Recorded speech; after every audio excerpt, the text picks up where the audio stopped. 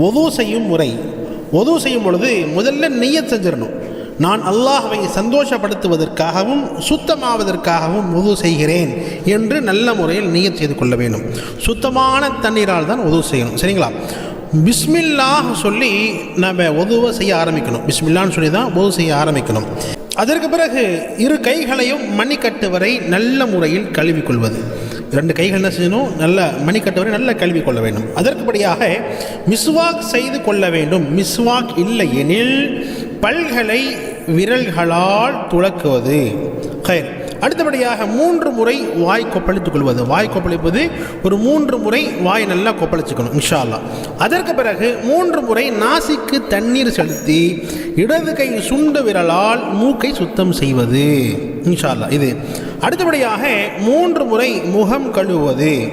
நல்லா பாருங்க, 3 முறை முகத்தை கழுவணும். ஒரு காதின் சோனை முதல் மறு காதின் சோனை வரை, முன்னற்றி முடியிலிருந்து தாடையின் கீழ் வரையிலும் இந்த முகத்தை கழுவுவது இன்ஷா அல்லாஹ். அதற்கு அடுத்தபடியாக 3 முறை 2 கைகளையும் முழங்கை உட்பட கழுவுவது இன்ஷா அல்லாஹ்.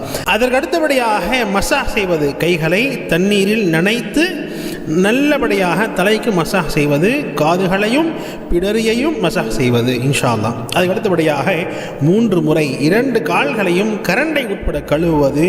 முதலில் வலது காலையும் பிறகு இடது காலையும் கழுவுவது இன்ஷா அல்லாஹ். முகம், கை, கால் ஆகியவற்றை நன்கு தேய்த்து கழுவ வேண்டும். உது செய்ததற்கு பிறகு உதுவினுடைய துஆவையும் ஓதிக்கொள்ள வேண்டும். உதுவினுடைய பிறகு ஓத வேண்டிய துஆ அஷ்ஹது அல்லா இலாஹா இல்லல்லாஹு வஹ்தஹு லா ஷரீக லஹு வ அஷ்ஹது அன்ன முஹம்மதன் அப்துஹு ورسوله اللهم اجعلني من التوابين واجعلني من المتطهرين.